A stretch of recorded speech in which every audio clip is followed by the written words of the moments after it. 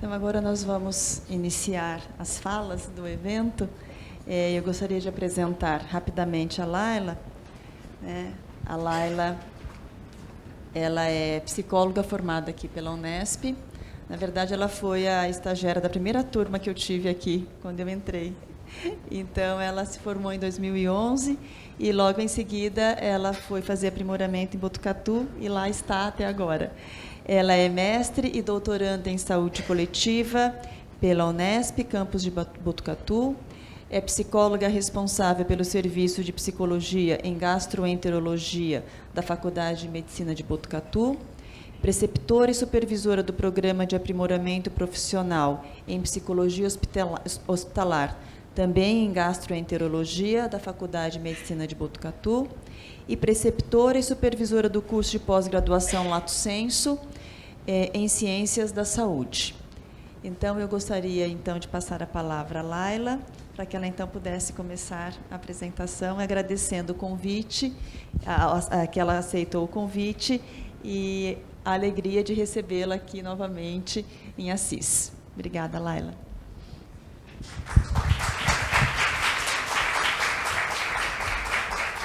Bom dia a todos.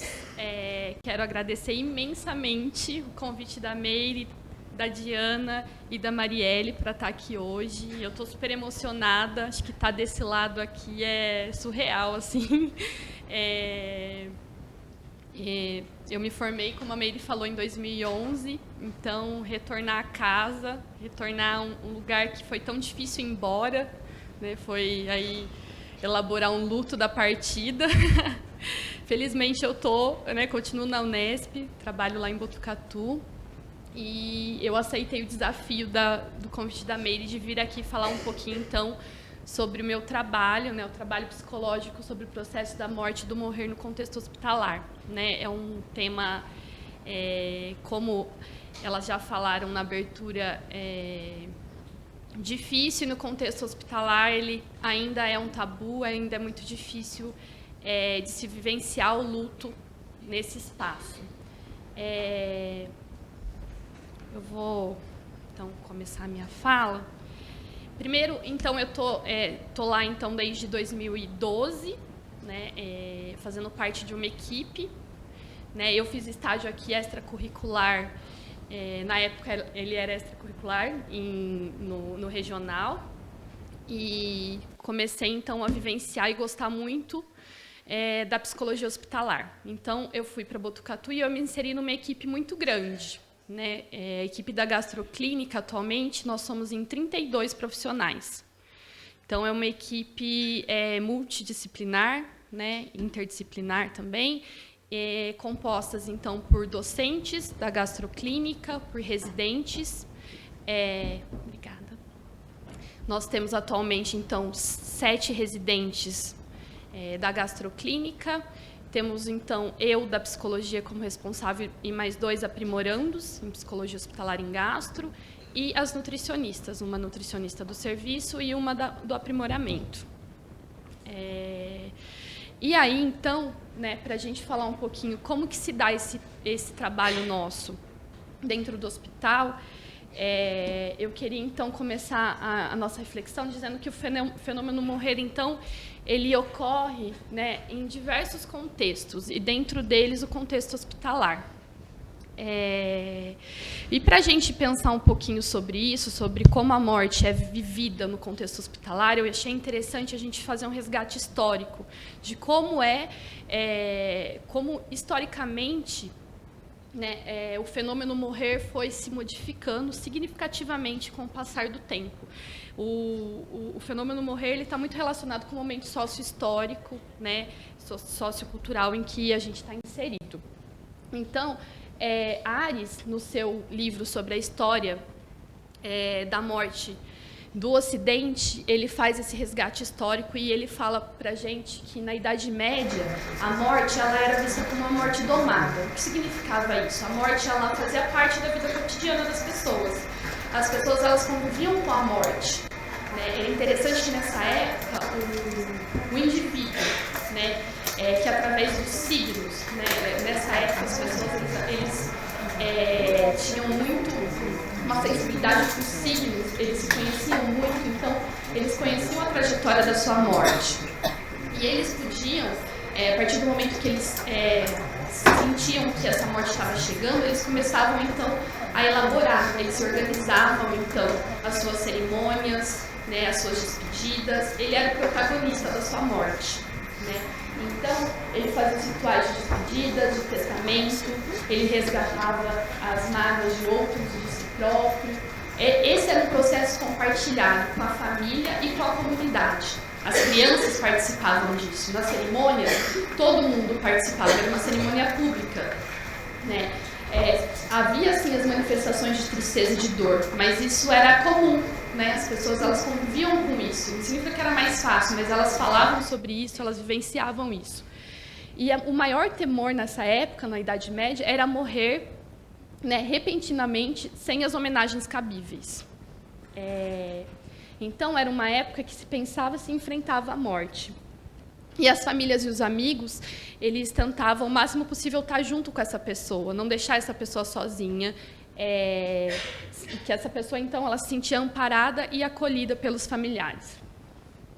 Já no século XIII, a morte ela ainda era relativamente familiar e cotidiana, no entanto, nesse período começa a haver uma mudança e começa a sugerir uma relação de fracasso do indivíduo diante da morte. Nessa época, o rosto do morto ele passa a ser ocultado aos olhares, começa-se a cobrir, então, o rosto da pessoa. E começa, então, a ser visto como um momento comovente e passível de sentimento de pena. Começa-se, então, né, segundo Ares, um individualismo em relação à morte. Né? A pessoa começa a ter um afastamento, então, da família e da comunidade com relação à finitude do próximo. No século XVI e XVII, é um período marcado com relação à fantasia sobre a morte, né, reveladas tanto na arte como na literatura. A morte ela era representada ou como uma forma erótica ou como exaltação do sofrimento. Nesse mesmo período, o corpo morto ele começa a ser motivo de curiosidade científica. No século XVII e XVIII, foi conhecido então como pode ser chamado como morte aparente, em que as pessoas começam a ter grande medo de ser enterrado vivo. E é nesse momento que começa a existir os velórios, mais de 48 horas de velório, para ter certeza que a pessoa realmente havia falecido. O medo era acordar depois de enterrado.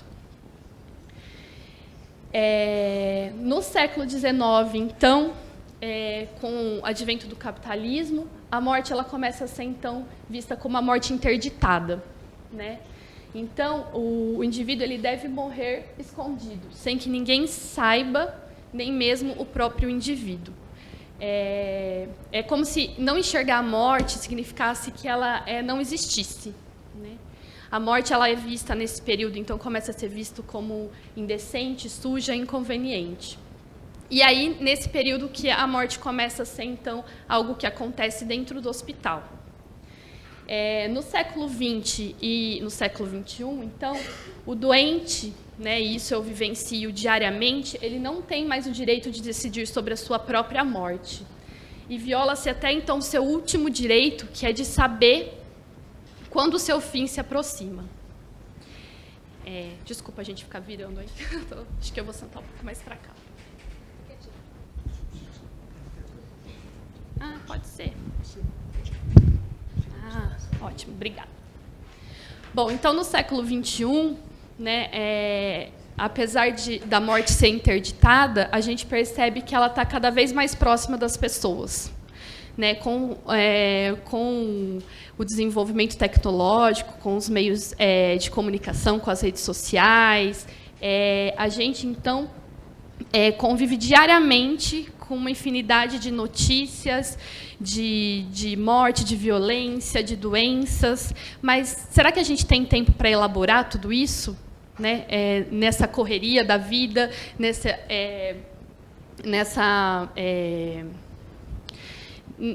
nesse descarrego mesmo de informações sobre isso, né? Ela é uma companheira cotidiana, invasiva e sem limites, né? Todas essas informações que a gente recebe diariamente.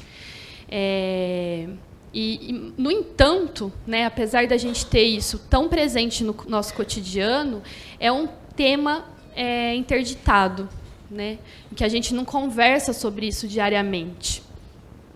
Então, há uma conspiração do silêncio, né? A morte, então, ela é vista como algo vergonhoso, como um fracasso, como uma impotência, e não é mais considerado um fenômeno natural.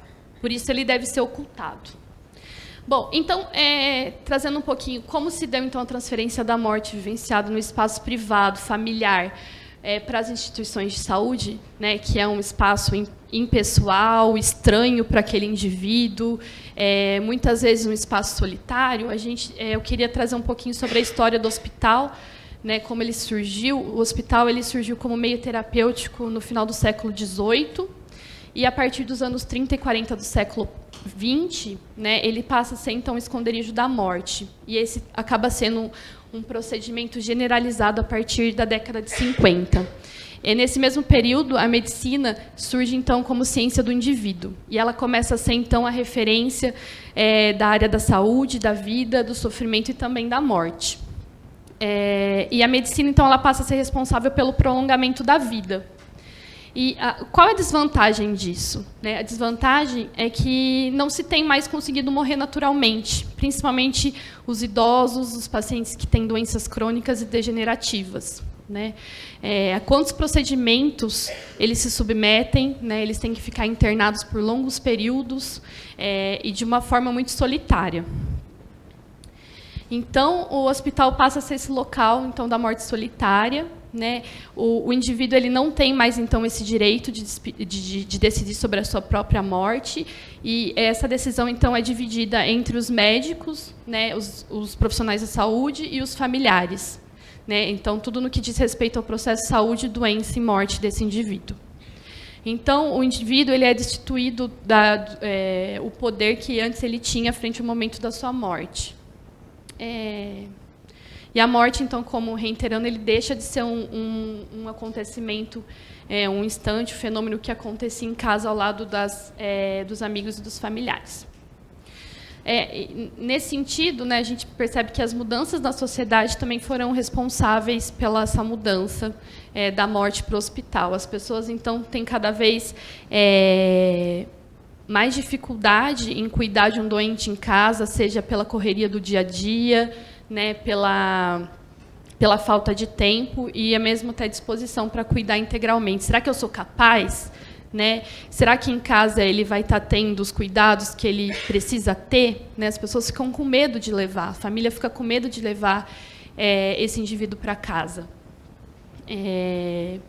Mas acho que a gente tem que se questionar se prolongar a vida sem refletir sobre a qualidade da existência de quem se mantém a vida, né? Ou o sentido desse prolongamento. Qual é o sentido de prolongar? Qual é o sentido de deixar esse paciente submetido a tantos procedimentos invasivos, que fica, né, muitas vezes na UTI, né? Até vou falar um pouquinho depois mais para frente com relação a isso. E a gente tem que lembrar, né, que esse indivíduo, né, que está no hospital, o próprio fato dele estar doente já é uma vivência muito difícil. Né? Então, estar no hospital, longe do lar, ter seu corpo submetido à vontade de médicos, enfermeiros e demais profissionais, pode dificultar ainda mais, então, ele estar e perceber-se nesse lugar. Então, no contexto hospitalar, o que eu vivencio, que a morte ela recebe o estigma de fracasso. Né? E aos pacientes são negadas informações sobre o seu verdadeiro estado, potencializando esse tabu da finitude da morte. Os familiares eles não conversam sobre o assunto e muitas vezes eles querem mostrar para o paciente que está tudo bem, que vai ficar tudo bem, né? Ocultando a morte. A UTI, então, né, ela é destinada a pacientes potencialmente graves, né, ou que com descompensação de um ou mais sistemas orgânicos. É um espaço bem claro, né, de confronto entre a vida e a morte. É sempre um paciente que está em risco. Né. E nesse espaço, o fantasma da morte ou da sequela está sempre presente. Bom, então, é uma situação então, de muito desgaste físico e psíquico, principalmente para os familiares. A gente tem uma psicóloga que é responsável pela UTI, né? E esse é um tema muito frequente, principalmente com os familiares. Normalmente, com o paciente não consegue se realizar um atendimento, muitas vezes eles estão entubados, sedados, então esse trabalho é feito muito mais com a família. Mas na UTI também se tem muitos desafios com relação à equipe. Apesar de ser um tema muito frequente, né, uma outra profissional, né, psicóloga que se formou aqui também, ela ficou um tempo na UTI pediátrica e tinha muita dificuldade em discutir sobre a finitude com a equipe, né, de abordar essas questões com eles. Bom, então, o hospital ele possui então diversos profissionais da saúde e os outros profissionais que trabalham lá também, médicos, enfermeiros, farmacêuticos, terapeutas ocupacionais, nutricionistas, psicólogos, assistentes sociais. E esses profissionais então lidam diariamente, né, com a morte. Eu quis fazer um recorte também para a gente pensar sobre como é para esse profissional da saúde também lidar com essa temática. Então, são profissionais que podem ter a sua esfera então psicológica impactada pela morte, né, e podendo então encarar isso como um fracasso pessoal. E a sociedade investiu no médico, na figura do médico, o papel de especialistas e detentores do poder sobre a vida. Então, a dificuldade em lidar com a morte, ela pode então interferir na qualidade do cuidado e na relação desse profissional da saúde com os pacientes e familiares. Bom, pensando um pouquinho nos estudantes, né, como que a graduação tem trabalhado essa temática. Os estudantes de medicina, né, a gente percebe que eles têm um farto material científico. No entanto, pouco se é abordado, pouco se é trabalhado, seja na graduação ou na residência, a questão da relação médico-paciente, ainda é um desafio isso, e também sobre a questão da finitude. Então, o que a gente percebe e ressalta que a importância, então, disso que a gente está fazendo aqui, de refletir sobre a própria morte como aspecto componente central da vida. O que a gente percebe, né, que os estudantes de medicina eles iniciam contato com a morte sem a subjetividade. Né? É o corpo, não é o indivíduo. O indivíduo é destituído de alma, né? Ele é apenas um objeto. E aí eu ressalto a importância da equipe multidisciplinar, porque eu percebo que eu estou inserida numa equipe que me tem como psicóloga, que tem os aprimorandos, então é um espaço que a gente consegue discutir sobre as angústias, sobre a finitude, sobre a morte. Mas as outras equipes que não têm esse psicólogo, isso também fica bem mais complicado. A gente também no hospital a gente trabalha com interconsulta, né, em enfermarias que não tem psicólogo. E aí a gente vê de tudo, assim, né? Eles chamando o psicólogo um dia antes, né, do paciente virar óbito, e a gente chega lá e a gente percebe que o paciente nem sabe o diagnóstico, ele não sabe o que está acontecendo, ele não sabe não sabe verbalmente, não é falado para ele sobre essas questões. Né? E aí eles pedem interconsulta dizendo que o paciente está choroso, que o paciente está deprimido, né, e que eles não sabem o que está acontecendo. Né? Então, a gente percebe que a formação recebida na graduação, eles ensinam a neutralidade e o distanciamento emocional das situações das pessoas que permeiam o trabalho. E também acho que precisa ter um maior cuidado com relação à questão das más notícias, né, de como se dá uma notícia para o paciente. Né, sobre o estado de saúde dele, né, a questão de se acolher esse indivíduo. Eu propus para a minha equipe, e muitos aceitaram, falar um pouquinho sobre como eles se sentem perante a possibilidade da morte, de morte do paciente que está sob seus cuidados. né? Então, eu quero ler alguns relatos aí de alguns profissionais da minha equipe. Deixa eu só achar aqui.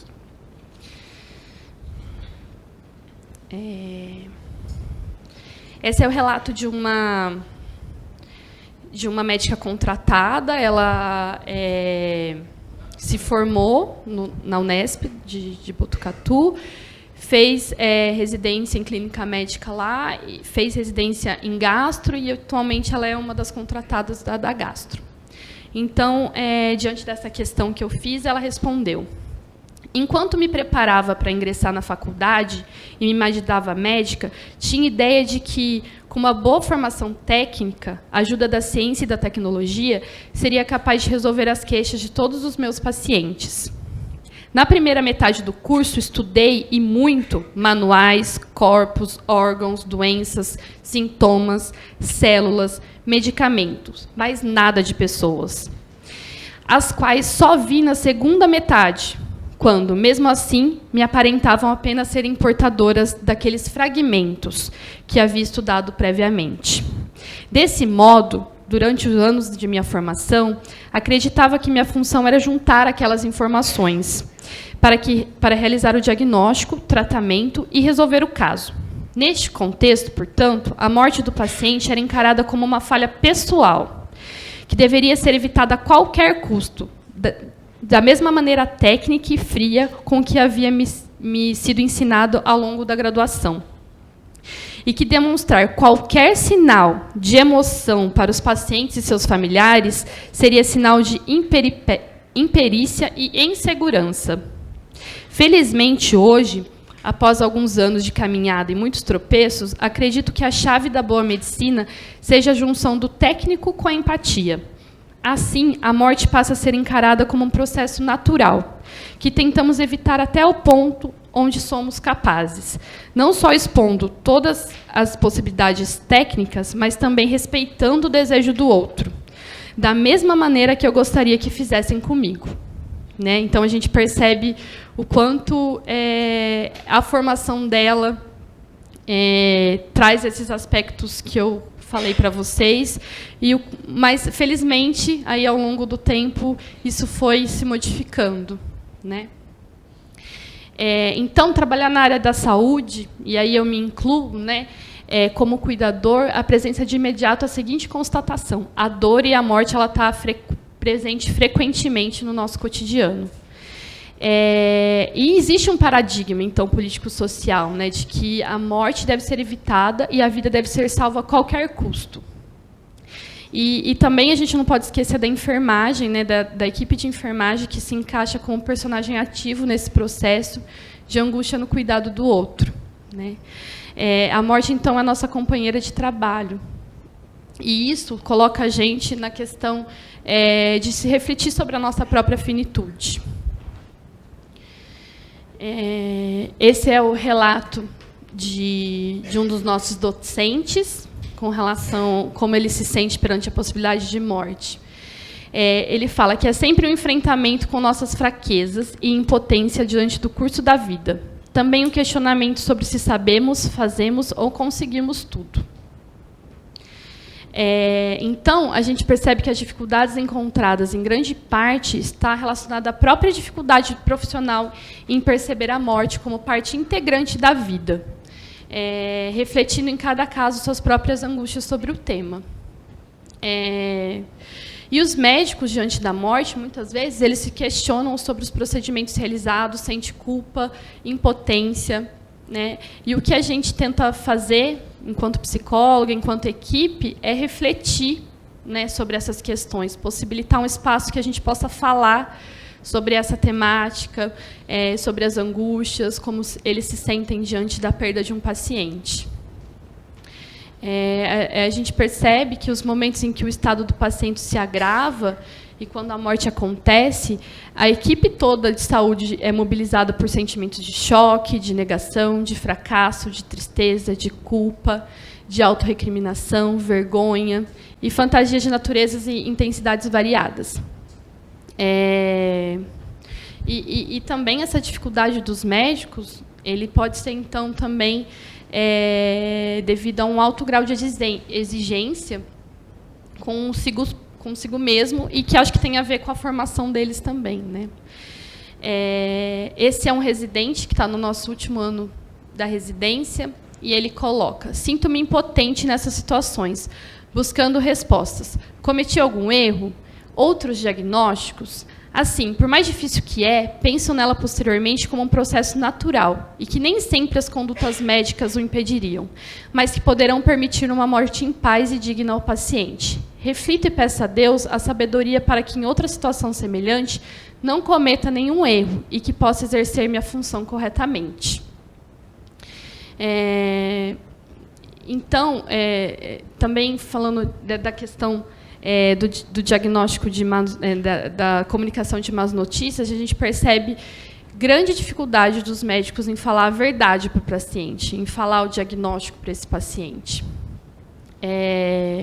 Isso pode estar relacionado a N fatores, eu trouxe alguns, né, de que há um medo desse profissional de que tanto o paciente como os familiares dirijam sua raiva para ele, né, seja ela originária de uma falha do profissional ou um deslocamento de um sentimento de culpa. Para Kubler-Ross, a negação do paciente está intimamente ligada à do médico. Né? E qual é a grande dádiva da negação e da repressão? É permitir que se viva num mundo onde há uma ilusão da imortalidade. Né? Então, o primeiro passo para se mudar isso está justamente na compreensão da morte e da desmistificação em torno da figura do profissional, principalmente do médico.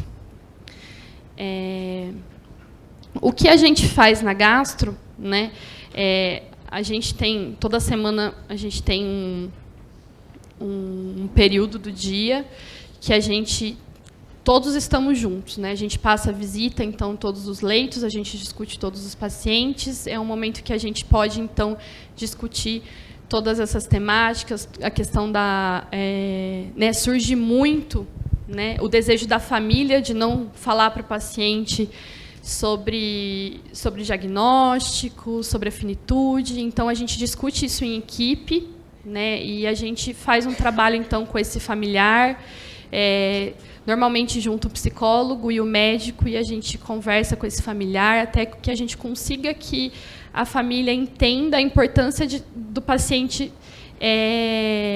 saber sobre o seu estado de saúde, saber o que está acontecendo com ele.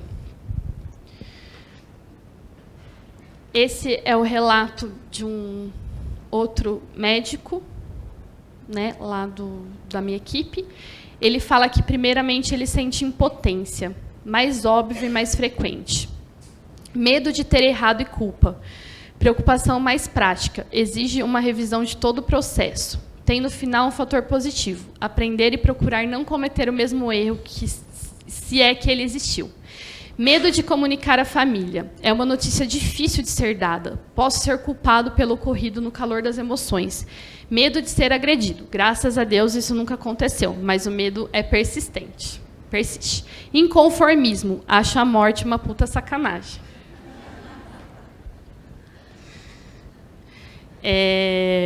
Então, né, a constante convivência com situações de morte não isenta esses profissionais da expressão de sentimentos de angústia, de sofrimento, né, sendo necessária a compreensão dessas vivências para perceber que o final, para a gente possa perceber que no final o que significa esse convívio para o profissional da saúde. Então, compreender essas vivências significa dar voz a esse sujeito cuidador, que geralmente se cala diante da angústia de cuidar da dor do outro, né? Então, o trabalho em equipe possibilita poder verbalizar sobre as vivências angustiantes, tornando o sujeito reflexivo sobre sua própria prática, né? O que a gente tem que ficar atento, né, que, com o passar do tempo, o convívio com situações de morte pode enrijecer, então, o processo de elaboração do luto profissional, e esse profissional pode usar de alguns mecanismos de defesa, né? Como eu disse, a ocorrência do óbito ela acaba sendo o ápice da angústia do profissional que trabalha com o vínculo e com os afetos advindos da relação com o paciente. Então, colocando aqui para vocês que a compreensão sobre a morte está relacionada com as informações recebidas, né, sobre a percepção que cada um tem sobre a morte, com relação também à cultura em que esse sujeito está inserido e as experiências vivenciadas com a morte, né? Então, eu destaco sempre para os meus aprimorandos, na minha prática, a importância da gente avaliar todos esses aspectos, seja no paciente, na família e no profissional, para que a gente possa refletir e trabalhar essas questões, né? O que a gente percebe lá no hospital, que há uma maior aceitação da sociedade em relação à morte de idosos, né, e pacientes com doenças crônicas, em que isso não ocorre de uma forma repentina, então tem aí uma possibilidade de elaboração de um luto antecipatório e que há um grande sofrimento quando se trata de pais, mães, de famílias, pacientes jovens e crianças. Então, quando a morte ela pode ser esperada, então, ou inesperada, né, e pode envolver períodos ou não de cuidados. Então, as mortes súbitas, elas pegam os indivíduos despreparados, né? A família reage com choque, não há tempo para despedidas ou resoluções de questões, né? Não há nenhum luto antecipatório. Aí eu vou trazer um pouquinho sobre os aspectos emocionais da família frente à morte, né? Saindo um pouquinho do profissional, falando um pouquinho sobre o nosso trabalho com as famílias. O que é importante destacar é que o adoecimento de um membro da família representa, então, uma ameaça à estrutura familiar, né? Tem um rompimento aí, o sistema ele se encontra abalado, o sistema familiar. Então, todo o equilíbrio familiar ele é alterado, né? E o grau de ruptura do sistema familiar ele é afetado por diversos fatores, né, sendo os mais significativos o contexto social e étnico da morte, as histórias de perdas anteriores, o timing da morte, do ciclo da vida, a natureza da morte ou da doença grave, a posição e função da pessoa no sistema familiar, né? Então, o paciente, ao adoecer, a gente percebe que também a família também adoece, também tem uma desestrutura em nível biopsicossocial, né, que interfere diretamente na forma de enfrentamento da hospitalização e do morrer. E como se sabe, o luto ele começa antes da morte, né? Então, eu vou falar um pouquinho depois deles. Tem muito texto aí, né, gente? Eu coloquei para eu não me perder.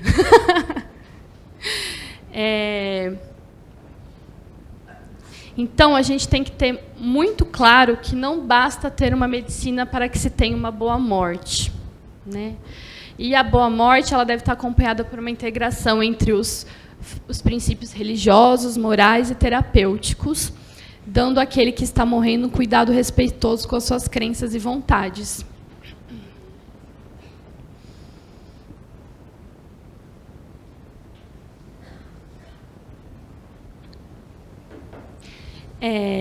Na gastro, a gente tem muitos pacientes que ficam longos períodos com a gente. Então, a gente vai acompanhando isso por um período grande. Então, se cria vínculos com esses pacientes, com esses familiares. Então, a gente vai conhecendo muito bem, tanto o paciente quanto essa família.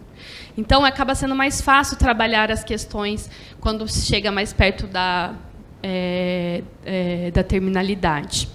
Nós temos muitos pacientes, né, como eu trabalho na gastroclínica, a gente tem muito paciente com quadros de... Principalmente, né, as nossas internações são muito por uma descompensação da cirrose, né, que são pacientes que têm cirrose ou por hepatite, né, principalmente hepatite C, ou por uso de álcool. Então, esses pacientes, quando a cirrose está descompensada, ele tem, alguns pacientes acabam indo para o hospital toda semana, 2 vezes na semana, para fazer procedimentos.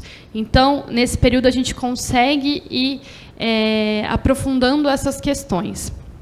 Quando eu entrei no aprimoramento, né, logo de cara eu comecei a acompanhar uma paciente, né, que tinha um quadro já de cirrose descompensada por vírus C, né, por hepatite C, e ela ficou um período transitando entre a CTI e o quarto, CTI e o quarto, né?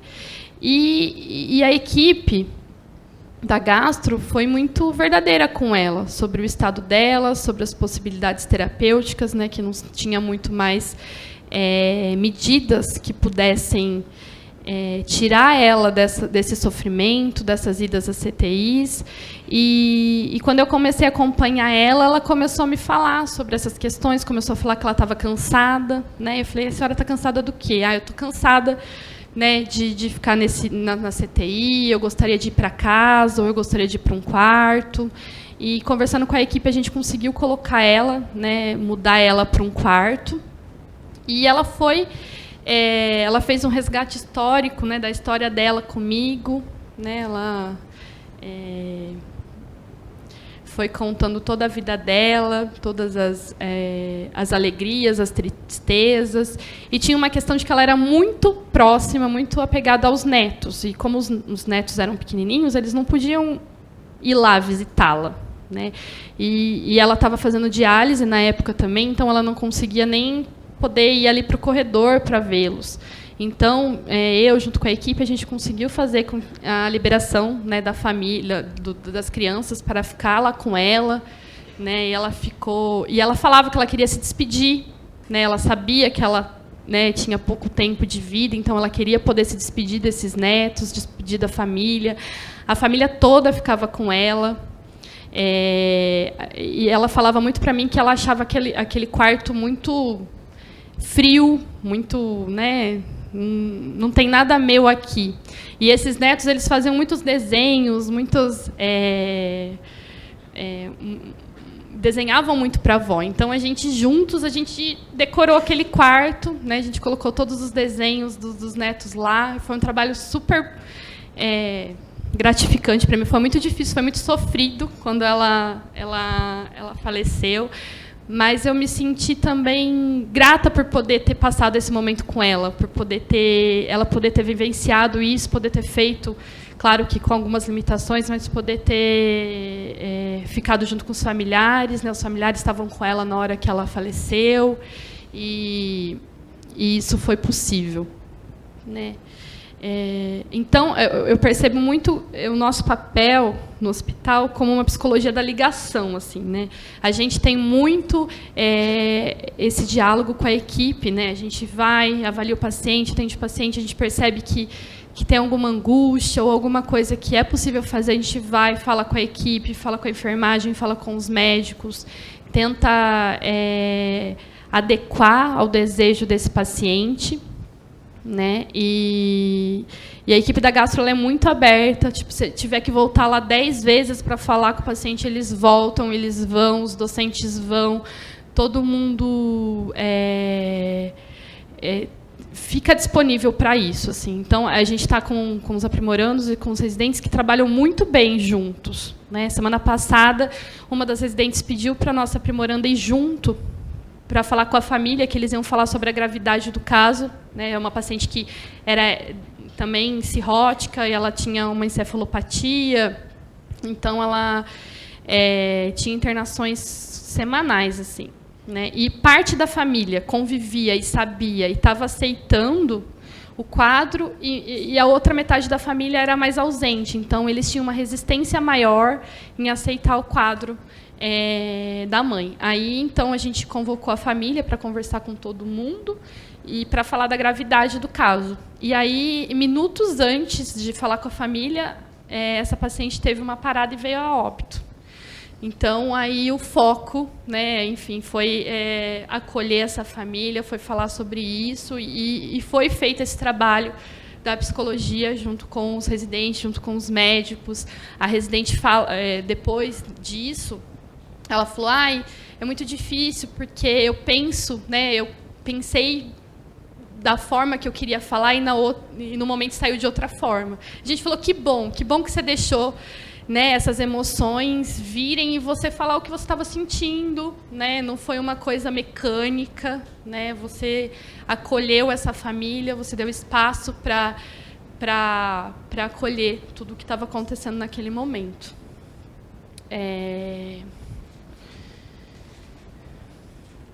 Bom, falando um pouquinho sobre as fases do luto, né, o que a gente percebe com relação à família né, da questão da negação, né, uma das primeiras fases do luto, que quando se dá um diagnóstico, né, de uma terminalidade, de uma doença que não se, né, a doença como um todo, mas focando mais nessa questão, primeiro os familiares eles não acreditam, né, ou melhor, eles não podem acreditar na gravidade do diagnóstico. Né? Então, aparece com frequência o discurso da possibilidade de ter havido um erro no exame ou troca de resultado. E aí, né, o que se vê em sequência, né, desse primeiro impacto é a raiva, né, surge a raiva, que aí eu acho que é muito difícil para os profissionais da saúde lidarem com isso, lidarem com a raiva do familiar e tanto do paciente. Né, que pode ser, então, que se predomina o sentimento de impotência, alterados com um momento de revolta e franca hostilidade com os profissionais, com os próprios familiares. Né. Em seguida, então, né, de uma forma didática, falando a barganha, que o familiar então, ele estabelece acordos reais ou imaginários com figuras que representam, em seu sistema de crenças e valores, o ideal de onipotência, né, que na sua fantasia tem poder sobre o bem e o mal, sobre a vida e a morte. E o que o psicólogo faz? O psicólogo ele vai ajudando o familiar a passar sobre, a refletir sobre isso e passando sobre essas fases do luto. Né? Elas têm que existir. E assim, mas ela só pode existir, por isso que eu até quis falar sobre os profissionais, sobre essas dificuldades, quando se é falado sobre isso. Né? Isso precisa ser falado para esse processo todo acontecer. Né? Então, eu acho que é essencial a gente pensar sobre isso.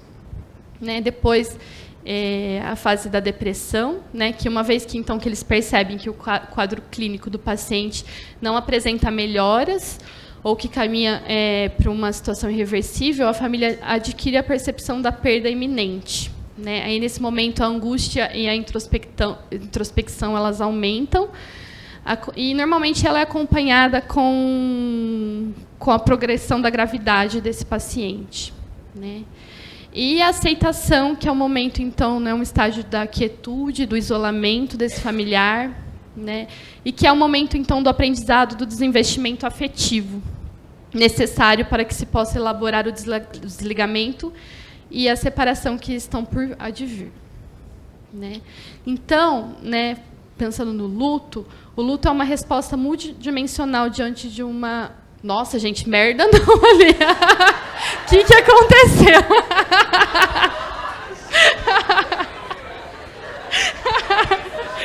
Juro que isso não estava escrito. Ó, o ato falho.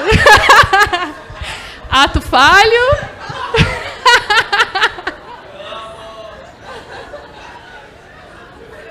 Ai, ai. Que não é uma merda, é verdade, sim. E o luto, então... Gente, isso que eu revi 1000 vezes, olha só, né? É uma merda mesmo, né?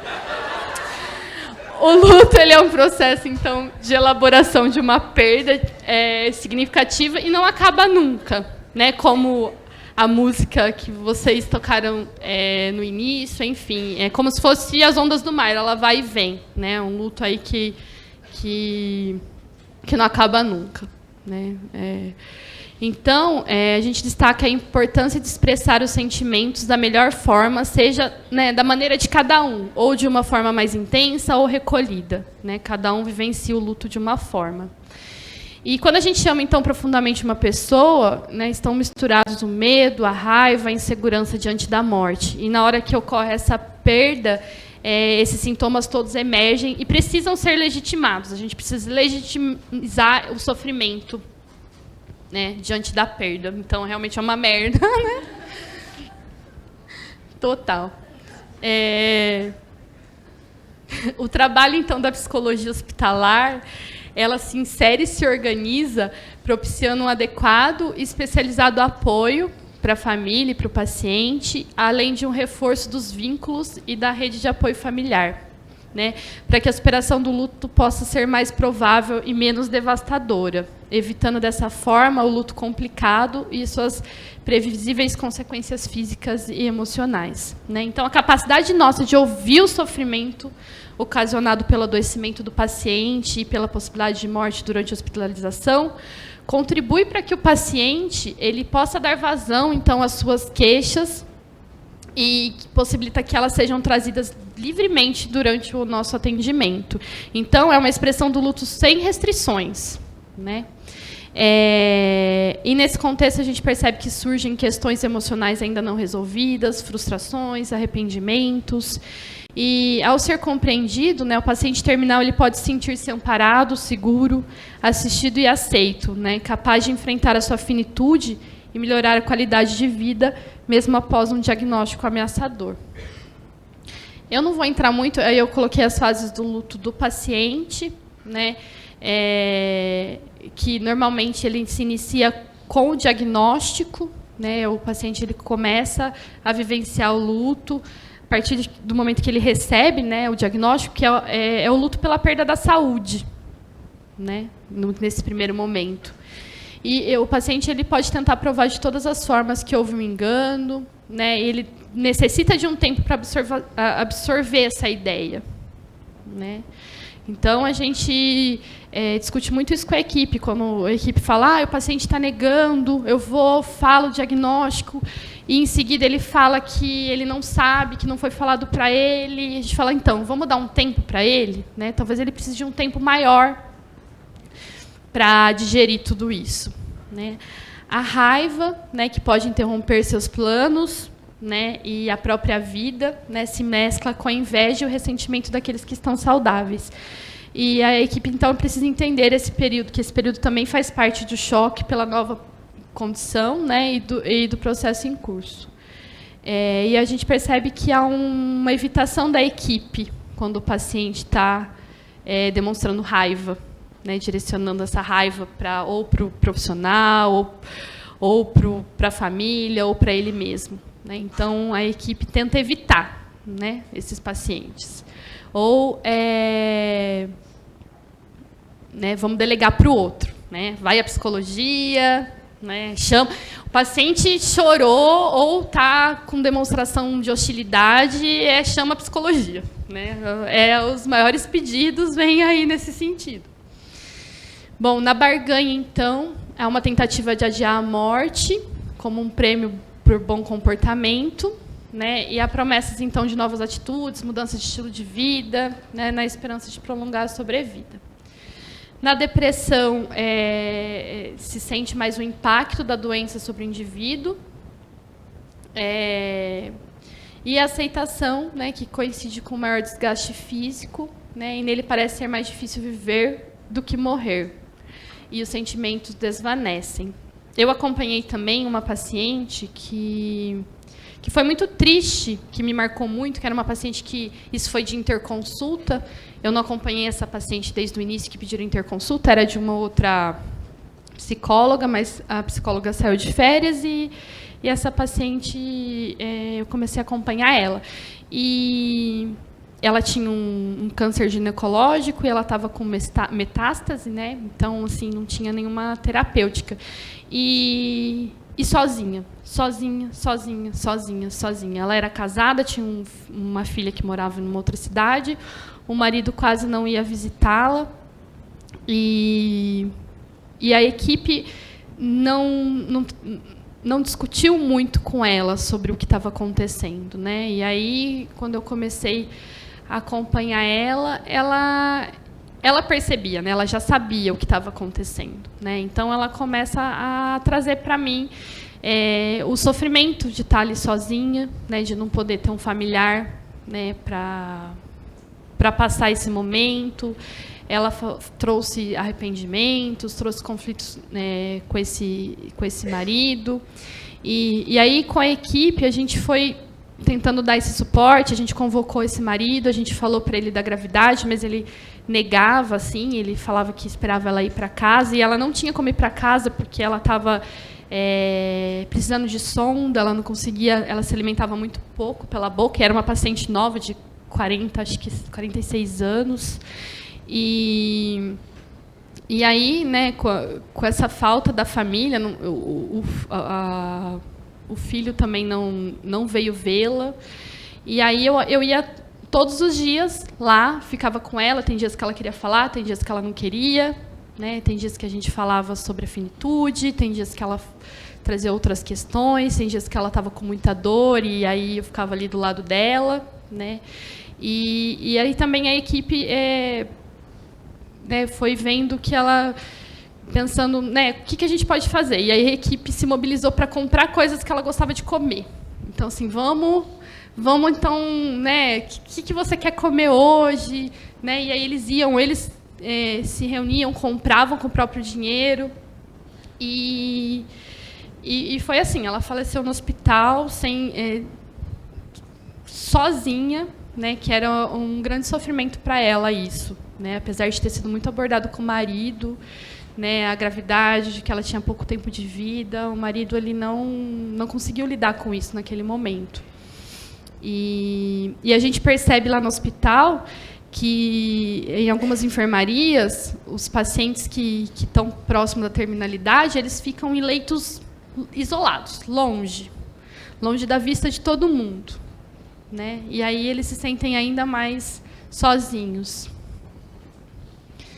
Quando a gente recebe um pedido e já sabe que está naquele leito, não precisa nem estar nada escrito no pedido, porque a gente já sabe o que isso significa, né? Mas não é dito, né? Isso é algo que não é dito. Então, para terminar, eu gostaria de né, refletir sobre a importância de criar um espaço de diálogo, né, onde as informações têm que ser trocadas. Né, nesse sentido, a equipe ela passa a ser integrada, né, possibilitando assim um melhor atendimento desse paciente. Então, é um diálogo necessário para que se possa respeitar a singularidade de cada indivíduo, porque a visão de dignidade sobre a morte e a vida é completamente individual, né? E quando a gente tem uma equipe integrada, interagida, as angústias geradas pela morte passam a ser divididas entre os profissionais, capacitando assim cada um a prosseguir com o seu trabalho sem se sentir ameaçados por tais sentimentos. Claro que os sentimentos vêm, né, mas a gente pode falar sobre eles, né? E eu acho que eu, apesar de estar há quase 7 anos lá, né, que o trabalho junto ao paciente terminal ele requer uma certa maturidade que vem com o tempo, né, porque isso tem a ver com as nossas próprias questões também. E a gente tem que estar constantemente examinando nossa posição diante da morte, antes de nos sentarmos tranquilos e sem ansiedade ao lado do paciente. O hospital, claro, ele é de suma importância. O hospital trouxe, junto com a tecnologia, a possibilidade de prolongamento da vida, de enfrentamento de doenças que até então não tinham cura, né? Mas a gente não pode deixar de lado a autonomia dos sujeitos diante do seu estado de saúde, né? Ele não pode, então, os procedimentos, né, invasivos, o tratamento, ele não pode ser maior que o acolhimento, né, desse indivíduo e as potencialidades e buscando sempre pensar nas potencialidades desse indivíduo, pensando como ele pode morrer com a melhor qualidade de vida, né? O que ele quer, como que ele quer isso, né? E a boa morte ela deveria estar acompanhada por uma integração então entre os princípios religiosos, morais e terapêuticos desse paciente, né? E a boa morte ela deve garantir o sentido da vida e da existência, para que a morte seja um ato de cuidado, né? E o processo de morte ele traz à tona então a questão sobre qual aspecto da vida do paciente deve ser priorizado: a qualidade dessa vida ou a quantidade dessa vida, né? E então, a partir do exposto, o que eu acho extremamente necessário é que a importância da educação para a morte, que deve acontecer desde a infância, né? Não se deve evitar falar da morte com as crianças. As crianças elas precisam participar disso, né? A morte ela é um fenômeno tão presente no cotidiano, mas, ao mesmo tempo, então, existe uma multiplicidade de sujeitos que não sabem lidar com esse tema. E, em virtude disso, a atmosfera de medo e desconhecimento ao redor desse fenômeno tende a aumentar, a atravessar gerações e a deixar o ser humano cada vez mais refém dos seus medos e angústias. E a morte, né, ela convoca para o tempo de viver. Eu gostaria de terminar lendo um relato de mais um dos profissionais de saúde, que foi o que mais escreveu. Eu achei muito interessante o relato dele, eu gostaria de terminar lendo ele. Deixa eu só achar aqui.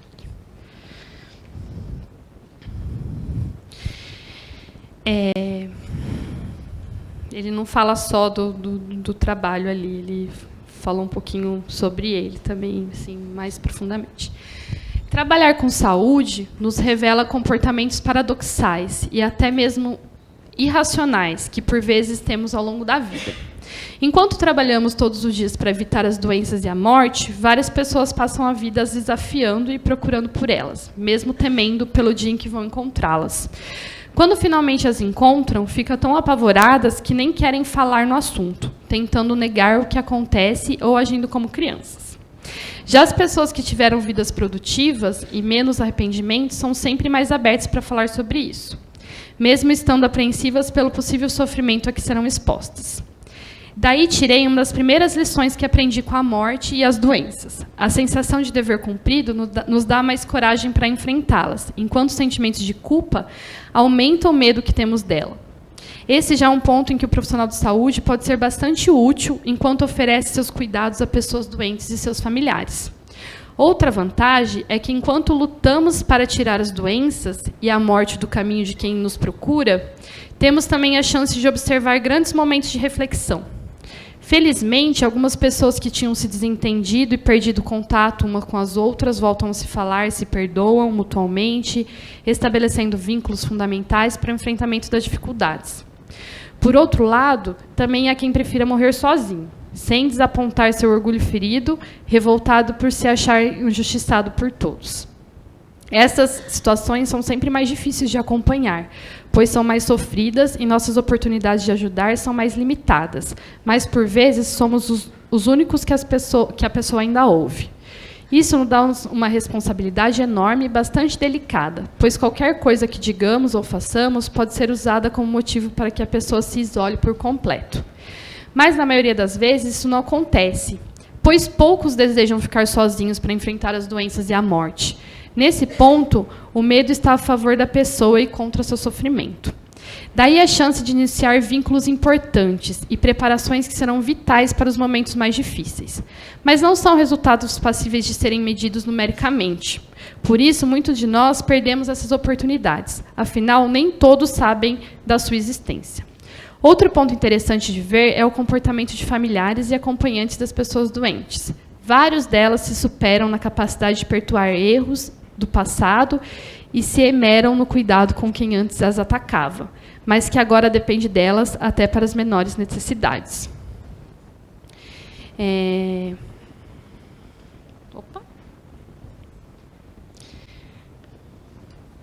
Me confundi com os meus papéis.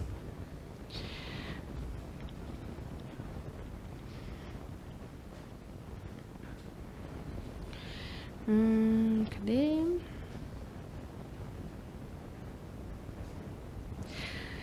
No começo, ao ver tanto adoecimento e morte, me perguntava por que a morte chega tão cedo para alguns, pois sempre há sofrimento envolvido nesse processo. Depois de algum tempo, observando o que muitos de nós fazemos de nossas vidas, também passei a me questionar por que outras situações esses processos tardam tanto. A única conclusão que consegui chegar é de que certas coisas ainda estão além do meu entendimento e que o melhor a fazer é continuar lutando contra o sofrimento desnecessário. Afinal, a maior fonte do nosso sofrimento não é por atitude dos outros, e entender isso já é um grande passo contra a revolta e o isolamento, que torna as doenças e a morte tão mais difíceis.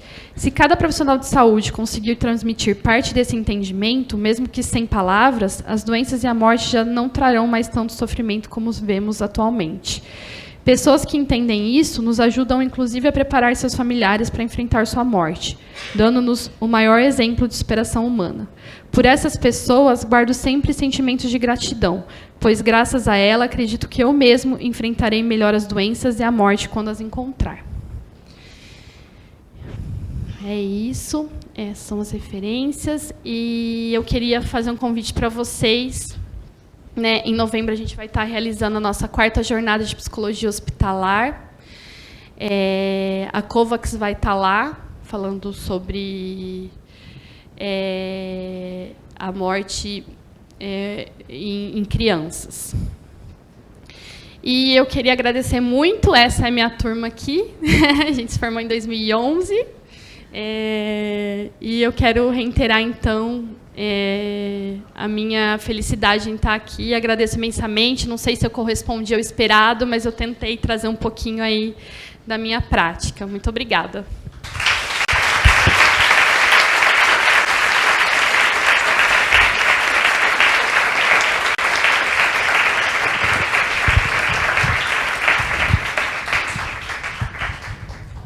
Bom, dando prosseguimento, então, eu gostaria de agradecer a Laila por todo esse relato da experiência, trazendo as várias dimensões da morte, né, seja porque a morte agora, de certa forma, está encerrada em algumas instituições, né, que cuidam e tratam dessa experiência, seja porque ela, de fato, atinge, né, tanto profissionais como famílias, como o próprio sujeito, e também porque ela, de certa forma, é uma extensão da vida. Né? Então, agora, eu gostaria de abrir para questões. Se alguém tiver alguma questão para encaminhar para a Laila, nós podemos levar um microfone, ou a pessoa pode vir aqui e fazer as questões. Aqui tem um microfone também. Então, estão abertas as questões.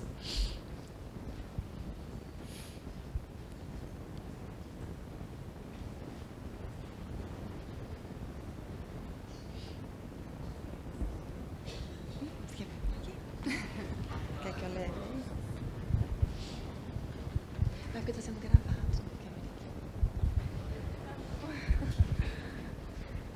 Oi, Laila, bom dia. Você falou que os pacientes em terminalidade, eles ficam no leito afastado, né? Eu queria saber se na gastroclínica há trabalhos com cuidados paliativos. E como que é feito nessa dinâmica familiar, como os familiares também aderem a esse tipo de cuidado?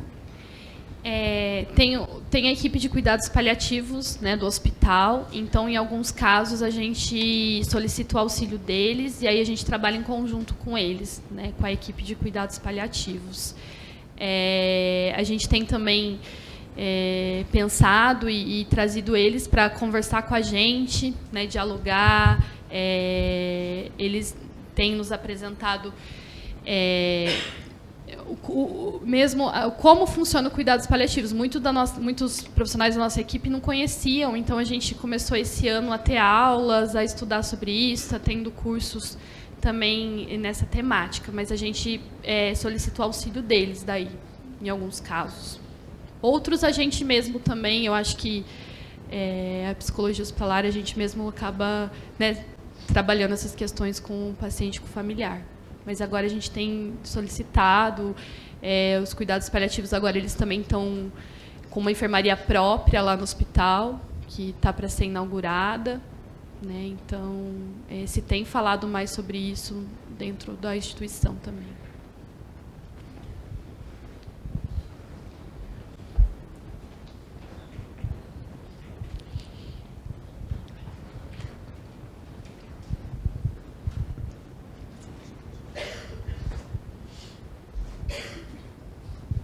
Oi, Laila. Oi. Adorei você cantando, foi maravilhoso. Obrigado. Ai, gente, tô muito nervoso, essa TV aqui na minha frente. Pois que uó. Nem fale. Meu Deus! Tá. Obrigado, né, pela fala. Eu achei muito legal o começo da apresentação, a contextualização, né, sobre o hospital. E eu acho muito importante quando a gente fala da morte no contexto hospitalar, a gente pensar também no que é o conceito de saúde, né? Que também é uma construção e o quão importante é a nossa profissão, estar atenta no sentido da responsabilidade também política do que é estar nesse espaço denominado hospital. E é muito legal porque pensar no hospital e a psicologia, eu acredito que não seja algo que a criação do hospital tenha pensado na nossa presença lá dentro. Então, a gente, enquanto corpo de luta, a gente tem entrado nesses espaços para reivindicar uma qualidade de vida e hoje, estamos falando de morte, também uma qualidade de morte. Então, durante a sua fala, eu estava assim, viajando e eu fiz algumas anotações para depois desaguar numa pergunta e numa uma provocação para a gente falar. Você trouxe, né, no começo, né, do capitalismo e a morte interditada, e a partir do século XVIII, a morte tendo o seu local principal de acontecimento e da experimentação desse fenômeno, o hospital, né? E aí teve uma fala de um médico, que você trouxe no seu relato, que falava de cometer erro, né? E do quanto esses médicos e a formação em medicina trabalha nessa ideia, né, de cometer erro, porque, querendo ou não, essa saúde ainda está como um produto e o hospital acaba sendo também uma loja de vender esse prolongamento de vida. E, pensando no capitalismo, pensando também na construção histórica desse sujeito, a gente, enquanto homem, se torna, enquanto homem e mulher, e não binários, a gente se coloca numa questão de meio de produção mesmo. E essa morte, enquanto fracasso, vem por advindo do capitalismo também, né? Tipo, porque morri, estou fracassado, não posso mais produzir. E uma vez que na formação dessa medicina coloca também a saúde como um produto, a nossa tarefa, eu penso, enquanto psicólogos pensantes e compromissados com uma ética estética e política, é reivindicar esse lugar de não vender essa saúde, né? Tô super nervoso, gente. Então é isso. Eu trouxe uma fala da OMS, da Organização Mundial da Saúde, que conceitua e dá um local para a saúde, né? Um estado de completo, impossível, né? Bem-estar físico, mental e social, e não somente a ausência de afecções e enfermidades. Então, fazendo essa viagem toda, eu pergunto como que também é a sua função, que além de lidar com a finitude, com a morte desse próprio paciente, do enfrentamento de luto e de organização também dessa família, dessa nova dinâmica, como tem sido na sua equipe, em equipe que você tem percebido ao seu redor, a questão de lidar também com esses profissionais vindos da medicina que, como você disse, tem uma ideia fragmentada desse humano, que às vezes enxerga, não vou falar enxerga, mas às vezes se é passado uma ideia de entender a patologia e não entender essa vida que está com ele, né? A gente tem estudado muito mais as doenças do que a própria pessoa, a própria relação. Então, como que é, tipo, essa questão mesmo dessa quebra, né, de mercadológica dessa saúde, né? É isso, assim, mais ou menos, que eu pensei. Em questão assim da socialização do nosso saber em relação às relações que a gente tem aqui na universidade, que a gente comenta aqui o tempo inteiro, com essa equipe de médicos que às vezes está um pouco alienada ou fora desse fluxo mesmo que a gente tem pensado aqui dentro enquanto psicologia. Existe algum trabalho, assim, alguma forma, enfim?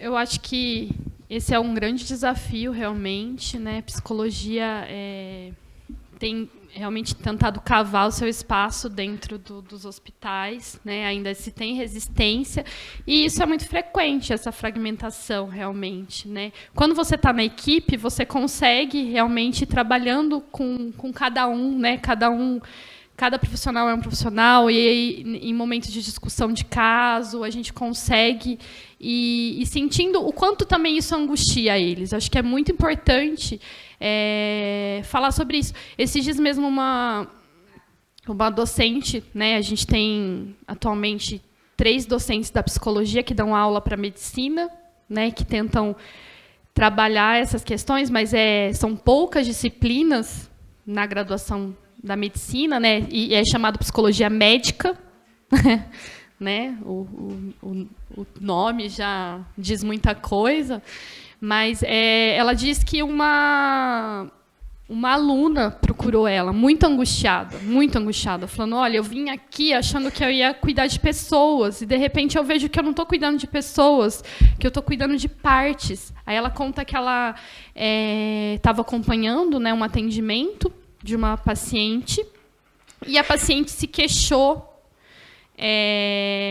de uma pinta próxima do olho. E aí ela falou, nossa, né, a gente precisa ver sobre, né, o que está acontecendo, vamos encaminhar a senhora. E aí, assim, no momento que ela foi falar com o docente responsável, ela levou um fumo. Tipo, isso não faz parte da minha especialidade, isso não diz respeito a gente, ela que vá e procure um outro profissional, né? E aí essa aluna, ela muito angustiada com isso. Ela falou, eu não quero ser esse tipo de médico, eu não quero trabalhar dessa forma, mas será que eu vou me contaminar? Ela até usou esse termo, será que eu vou me contaminar com isso? Né? Será que eu vou virar esse tipo de profissional? Então, assim, a gente percebe que essa angústia existe. Eu acho que o trabalho da psicologia ainda pode auxiliar mais nisso, acho que é tímido ainda dentro lá da universidade, dentro da... atualmente, no hospital, nós somos agora foram contratadas mais algumas, mas acho que a gente está em torno de 20 psicólogas. Né? E nem todas estão na enfermaria, né? Algumas só fazem atendimento ambulatorial e tal, mas esse quadro era muito maior, mas tem diminuído, né? E a gente conta com os residentes, os aprimorandos. Mas eu acho que a gente tem que realmente investir mais nisso, né? Poder trazer mais para esses profissionais essa questão da relação, né? Da saúde, né? Como um todo. Eu acredito muito que a gente possa auxiliar nisso, mas acho que é um desafio. Acho que a inserção da psicologia dentro do hospital é um desafio ainda. Né? Se tem tido também alguns trabalhos de algumas psicólogas com a questão da humanização, que eu acho bem interessante, que a gente tem feito. Se fez trabalho com os técnicos, com os auxiliares de enfermagem nos PS, né? Tem o PS municipal e o PS o pronto-socorro da cidade, que também é gerenciado pela Unesp, e o pronto-socorro da Unesp mesmo, do Hospital das Clínicas. Então, se tem feito também esse trabalho com relação à humanização, né? Mas, nesse primeiro momento, com os profissionais da enfermagem. Chique, porque eu penso realmente no quão desafiador é a gente lidar com os profissionais assim, da medicina mesmo. Sim. Porque entendendo que a gente não se nasce humano, mas que a gente se humaniza, nesse processo de morte, num contexto hospitalar mercantil, lidar com esse fracasso é realmente algo que o cara está morrendo e ainda tem a pressão de estar lidando também com esse médico frustrado e que desconta várias coisas, né? Então, eu quis trazer os relatos justamente para mostrar isso, os nossos desafios. Acho que muitos profissionais mudaram já a visão, né? Mas ainda tem muito a ser feito nesse sentido, né? Até da minha própria equipe, né? Acho que. Imagina. Obrigada a você. Alguém mais quer fazer alguma questão? Você pode vir até aqui, porque acho que o microfone não alcança até aí, Luan.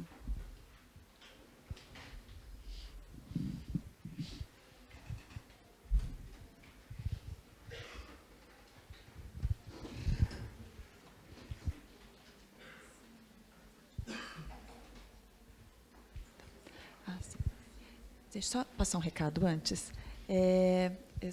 Da comissão organizadora, para vocês ficarem atentos, nós estamos passando lista de presença depois para emissão do certificado. Tá? Então, se vocês não assinaram, aguardem que chegue até vocês. Bom dia, Laila. Bom dia. Então, você falou sobre essa experiência com uma paciente que que tinha os netinhos, né, e estava se sentindo meio sozinha. E como foi importante para ela nesse período os desenhos, né, para trazer, acho que esse ambiente mais familiar para eles e tal. Então a minha pergunta é mais ou menos nesse sentido. Eu queria saber se você conhece experiências, né, com pacientes terminais e tal, que agreguem o potencial da arte nesse cuidado desse momento.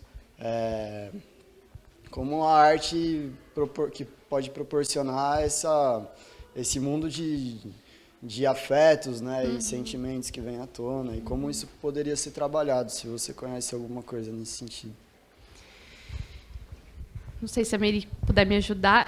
Eu não conheço. Assim, a gente tem as terapeutas ocupacionais também, de saúde mental, que, infelizmente, o hospital está em falta desses profissionais, mas elas ajudavam muito a gente nesse sentido, elas topavam muito isso, e se fez muito trabalho interessante nesse sentido, com crianças, com adultos. E realmente, né, a arte tem esse potencial, essa força, mas eu não sei de trabalhos específicos nesse sentido. O que eu vivenciei ali no HC foi mais com relação à ajuda das terapeutas ocupacionais mesmo. Você conhece, Meire? Então, uma possibilidade nos hospitais é a terapeuta ocupacional, por ser um profissional que faz parte da equipe, né? Em algumas instituições que trabalham com doenças crônicas e terminais, por exemplo, pacientes com câncer e infantis, né, já existem algumas iniciativas de proporcionar espaços mais lúdicos, né, ou de própria expressão artística, e até de levar mas aí são pessoas normalmente externas, né, para levar alguma atividade nesse sentido, né? Então nós temos aí Doutores da Alegria, algumas oficinas de arte, mas ainda que eu saiba, aqui no Brasil, pelo menos, não é alguma coisa que faça parte de uma equipe do hospital, porque o hospital, de certa forma, é uma instituição de ciência, né, do corpo, asséptica, que precisa ter muito cuidado com a questão do que se entra, higiene, etc. Exato, né? A arte, embora nós entendamos que a arte é uma expressão extremamente importante para situações, sejam de alegrias ou de tristezas, ou de expressão, né, do que nós sentimos, etc., no hospital, né, na verdade, acho que quando a Laila faz aí esse resgate histórico, o hospital é um lugar para cuidado, né, da saúde, da doença e da vida. Então, ainda nós não temos uma visão de que o hospital possa ser um espaço mais amplo e que contemple outras formas de expressão, etc. Sabemos que é importante, mas também, na verdade, o hospital não é uma instituição, né, da psicologia, né? O hospital é uma instituição de um outro saber, vamos dizer assim, e que tem uma determinada visão ainda, embora eu acho que aos poucos, entre avanços e retrocessos, né, essa visão esteja mudando, né, gradativamente. É engraçado porque quando a Laila começou a falar da questão, né, de que o hospital acaba agregando e acaba se tornando um locus para a morte, porque muitas vezes está muito ligado à questão do cuidado à saúde, também é o lugar da vida, porque, na verdade, os nascimentos e partos também agora são feitos no hospital, né? E também nós sabemos que quem trabalha com parto humanizado, nem todos os partos necessariamente precisariam ser feitos no hospital, né? E alguns países tem casas, né, de partos, etc., separado do hospital, justamente, né, tentando mostrar que, bom, né, essas experiências todas que são levadas para o hospital poderiam ser feitas de uma forma diversificada, né? Mas é uma boa ideia, que, na verdade, ainda não foi totalmente, acho que nem inicialmente, né, agregada. O que eu lembrei agora, só complementando, tem uma psicóloga, uma que se formou aqui, que está começando um grupo de arte-terapia, mas aí ambulatorialmente, né, com os pacientes da saúde mental. Ela está organizando esse grupo, que eu acho que vai ser interessante, que é um primeiro movimento, né, no hospital lá, nesse sentido. Acho que vai ser bem bacana. Legal. Imagina. Eu estava perguntando mais nesse sentido porque, como a morte é vista como um tabu, né, existem muitos conteúdos que acho que são difíceis de ser simbolizados, às vezes, Sim, por não ter com quem conversar, né, por ser um ambiente muito solitário, a pessoa está numa cama, num quarto, no hospital, está na UTI, como você falou. E, nesse sentido, eu acredito que a arte tem um potencial muito grande, né, terapêutico, para ajudar a lidar com essas questões. Assim como também dinâmicas de grupos. Eu não sei se vocês têm isso lá também, dentro do hospital. Vocês têm? Nas enfermarias, não. A gente não tem. Pelo menos a gente da gastro, não. Né? A gente não tem os grupos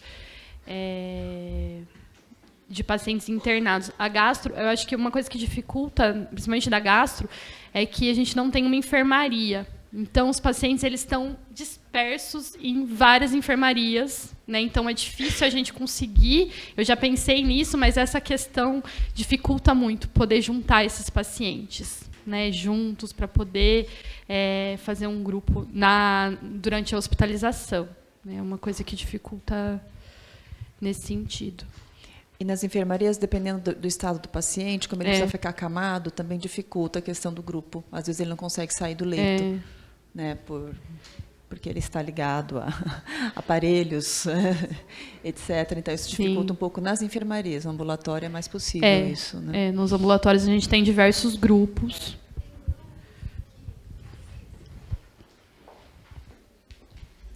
Aqui em Assis, no nosso hospital público, tem grupo com acompanhantes, justamente por essa questão, né? Nem sempre a gente e nem sempre são grupos fixos, né? Então, a princípio, não seriam grupos terapêuticos, né? Pode vir a ser terapêutico, mas não. A gente tem alguns relatos hoje à noite. Acho que seria interessante que você participasse, tá? Penso que esse seja o nosso desafio enquanto psicólogo, por conta de estamos adentrando num espaço hospital que já entendemos, então, que não é nosso, que estamos entrando. Como que tem sido o nosso papel de posicionamento ao adentrar nesse espaço? Se enquadrando na jarra, a gente, enquanto água na universidade, fazendo sol com a lua e dançando, e aí a gente chega e encontra nesse jarro. Vamos entrar nesse jarro ou vamos tentar transbordar esse copo e tentar entrar em outras esferas? Porque o que a gente vê realmente no hospital é a produção de diagnóstico e encaminhamento para os farmacos. E é óbvio que isso diz respeito a nosso local de saúde. A gente fala desse lugar. Mas acredito que o nosso compromisso também com o que a gente estuda aqui é a produção científica do que a gente faz para que com a nossa prova científica a gente possa adentrar de uma outra forma nesses espaços. Acredito que às vezes a gente sai da universidade e a gente perde assim a inflamação e acaba... é isso, então, o que é ótimo também, né? Atendimento terapêutico, os atendimentos que a gente tem feito, que a Laila tem feito também é um instrumento de muita potência, né? De acolhimento, etc. Mas eu penso que a gente também precisa se provocar no sentido de a gente está estudando, a gente pode produzir, a gente pode linkar autores e a gente pode chegar nesse hospital falando, opa, eu estudei, isso tem relação, não estou falando de um lugar desconexo e eu quero propor isso. O que os Doutores da Alegria faz mesmo transgride essa ideia do hospital ser um lugar engessado e que não pode acontecer esses movimentos. Então, acredito eu que por eles também transgredirem com isso, nós, enquanto ciência, de uma ordem do sensível, de uma ordem de qualidade, promoção de uma vida, acho que a gente, às vezes, deixa a desejar no sentido da transgressão mesmo. Me pediram para eu levar o microfone, mas agora você já terminou a sua fala.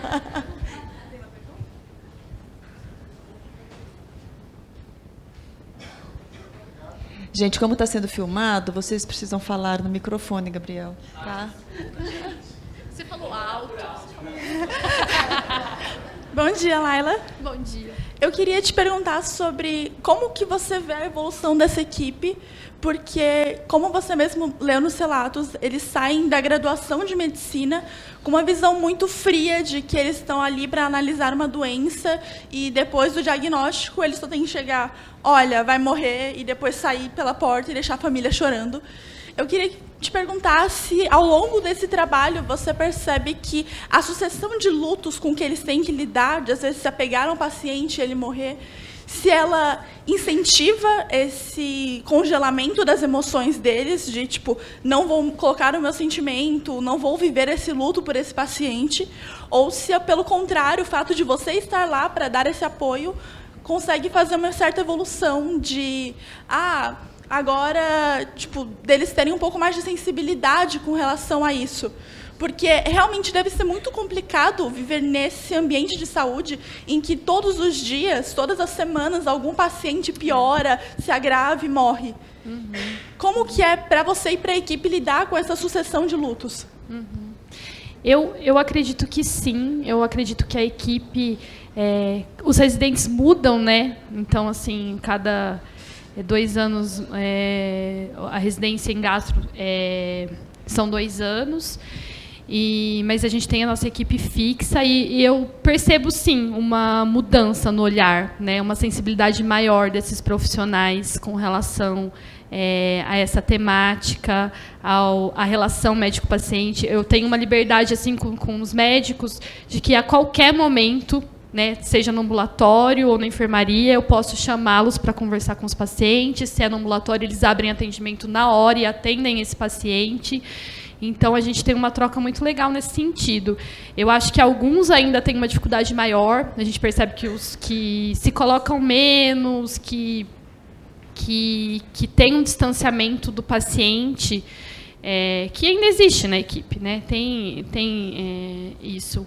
Eles sofrem mais calados com relação à finitude, ao luto, mas os que conseguem falar sobre isso, que a gente consegue fazer esse trabalho, há sim uma evolução, há sim e é realmente muito difícil, né? Tem pacientes que a gente se apega demais. Teve uma paciente que ela ficou internada meses com a gente, ela também tinha uma cirrose por vírus C, e a única terapêutica era um transplante de fígado, e ela ficou internada com a gente esperando esse fígado.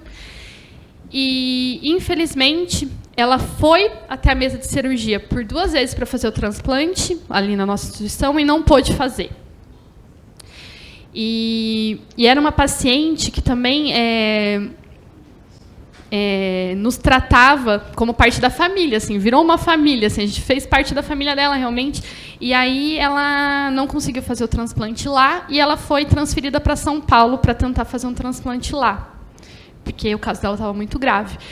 E ela veio a falecer lá, ela também não conseguiu fazer o transplante lá. E a gente sofreu muito quando a gente soube que ela faleceu lá. E aí a filha mandou uma mensagem para a gente, para a equipe, agradecendo muito, né, o cuidado que a gente teve com ela durante muitos anos, né? E era uma paciente que conseguia falar da finitude, e a partir do momento que o primeiro transplante não aconteceu, isso ficou mais intenso, e ela falava muito, né, sobre a possibilidade da morte. Ela conseguiu trazer todas essas questões, e a gente conversava muito com ela, a equipe conversava muito com ela. E aí essa filha mandou, né, essa mensagem para a gente agradecendo e falando que ela pedia todo dia para voltar a ser transferida para lá, porque ela queria estar ali com a gente, ela queria falecer ali naquele hospital onde ela conhecia as pessoas, onde ela tinha o vínculo, onde a gente fazia parte da família dela. Então foi uma morte assim para a gente muito difícil, muito sofrida, né? A gente se questiona, nossa, mas por que ela não conseguiu? Por que não deu certo esses 3 transplantes que ela tentou fazer? Mas eu acho que é isso, acho que a questão da troca, da gente poder conversar sobre isso, pensar na finitude, tem auxiliado a gente a enfrentar isso melhor, né? Eu realmente me questiono sobre isso, porque muito do que a gente faz como psicólogo vai contra toda a visão que as pessoas da saúde costumam vir da graduação delas. Pelo fato de que muito se coloca em cima do profissional médico como se ele fosse um deus. Como se a vida estivesse na mão dele e não pudesse acontecer nenhum erro, nada, porque senão ele iria se sentir extremamente, impotente. E é o que você mostrou nos relatos. Todo mundo que está no hospital sofre com as dores de todos os pacientes. Sim. E você, como mediadora no meio disso tudo, como que é para você, assim, pessoalmente, como que é para Laila lidar com o seu luto, o luto do paciente, da família e da sua equipe ao mesmo tempo? É difícil, né? É muito difícil, mas eu acho que as trocas realmente ajudam muito, tanto a troca com a equipe quanto com as outras psicólogas, né? De poder falar sobre isso. Eu acho que verbalizar, poder falar, poder dizer, não, estou triste mesmo, hoje não dá para atender mais nenhum paciente, porque eu estou mobilizada, eu não estou bem, né? De poder reconhecer isso, de reconhecer que a gente tem limites também, de que eu acho que isso é um trabalho. Eu acho que nesses 7 anos eu, né, venho refletindo sobre a questão da finitude, né? Antes disso, tive perdas familiares, né, na minha infância, e de repente, quando eu entrei no aprimoramento, foi muito difícil para mim, porque eu estava no aprimoramento e a gente tinha interconsultas, né? E eu peguei uma fase que todo paciente que eu pegava falecia. Todos no começo. Então, naquele momento, eu tive que... Né, foi difícil. E até chegar, a gente brincava, falava, nossa, lá ela vai pegar... Né, o que vai acontecer? O paciente vai falecer, meu Deus do céu. Eu vi até com medo já. Foi um desafio para mim, principalmente no início, por conta de muitos falecimentos. E eu sou uma pessoa que eu me envolvo muito, eu me entrego muito, então eu sofro muito também. Mas é isso mesmo, muito obrigada. Imagina. Mais alguém? Quem vai ser primeiro? Você pode vir aqui, fazendo um favor?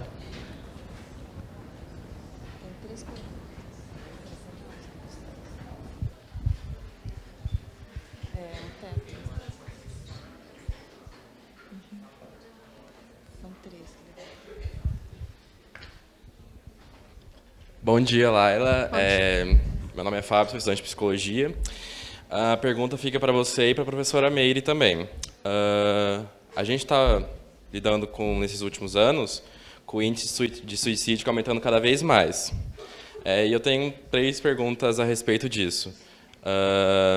Como que o psicólogo pode vir a se portar perante isso para a família? Como ele pode transmitir esse sentimento de empatia numa hora tão importante para a família, para pessoas que cercavam a pessoa que se suicidou? Você quer fazer as 3? Ou... Não, pode ser uma de cada vez. Tá. Então tá. E também tem um discurso, por muita gente, não sei se você fala de empatia, algo do tipo, mas tem muita gente que quando vai... Essa questão do suicídio ainda, que quando vai dar palavras empáticas, tenta confortar a pessoa, acaba soltando mas Deus não gosta disso. E também, como pode desconstruir esse tipo de pensamento numa sociedade que a gente vive numa sociedade totalmente cristã? E é mais ou menos isso, acho. A outra pergunta. Quer responder, Meire? Eu acho que o suicídio, né, acho que vai ter ainda hoje, né, Meire? Agora à tarde sobre esse tema. Eu acho que ele é ainda mais tabu, né? Eu acho que eu sou muito no sentido de que assim a gente tem que acolher, né? O familiar. Eu acho que primeiro é escutar, né? Dar essa possibilidade deles poderem falar o que eles estão sentindo, o que eles perceberam. Eu percebo muito que vem essa questão, eu não percebi nada, né? O que será que aconteceu? Eu não vi sentimentos de culpa. E aí tentar entender junto com esse familiar, né, essas questões. Assim, e é um assunto que, para o profissional da saúde, também é muito difícil. Recentemente, a gente teve um suicídio de uma enfermeira lá do hospital, que desorganizou, e era uma enfermeira dos cuidados paliativos e da Antálgica, né? Então, isso desorganizou muito a equipe, começou a fazer um trabalho daí com a equipe nesse sentido, né? Não, mas ela pegou medicação da Antálgica, né, com morfina, né? Então ela tinha uma dor crônica e a equipe forneceu medicação para ela. Então isso também abalou muito a equipe, né? A gente forneceu a medicação, né? A gente não viu o que estava acontecendo. Eu acho que até esse trabalho ainda está sendo feito com essa equipe, né, dentro lá do hospital, abordando o tema do suicídio, né, nesse sentido. E também fora os estudantes, né, que se tem muitos no ambiente. A medicina, né, tem estudos que mostram altos índices de tentativa e de suicídio com os estudantes de medicina. Não sei se eu respondi, Meire. Então, eu vou pedir para você aguardar à tarde, porque o tema da palestra é justamente sobre isso, até porque o suicídio tem variados significados, sim. O impacto, obviamente, é sempre um pouco maior, porque a aceitação também, o tabu, né, é bem mais complicado. Então, se você puder aguardar... Sim. Bom, obrigada. Gente, quando eu perguntei, tinham mais 2 pessoas que levantaram a mão para fazer as questões. Então, nós vamos ouvir essas 2 questões da Beatriz para encerrar, então, amanhã. Tudo bem? Quem vem primeiro, então?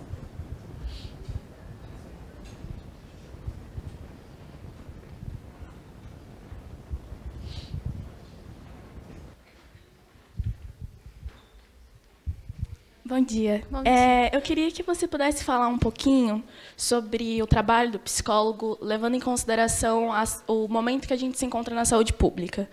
Porque eu imagino um espaço em que a gente não encontre tanto apoio, não encontre uma equipe multidisciplinar, igual você tem lá, que te dê realmente base para estar colocando o nosso trabalho no potencial que a gente poderia colocar. Eu queria que você falasse um pouquinho sobre...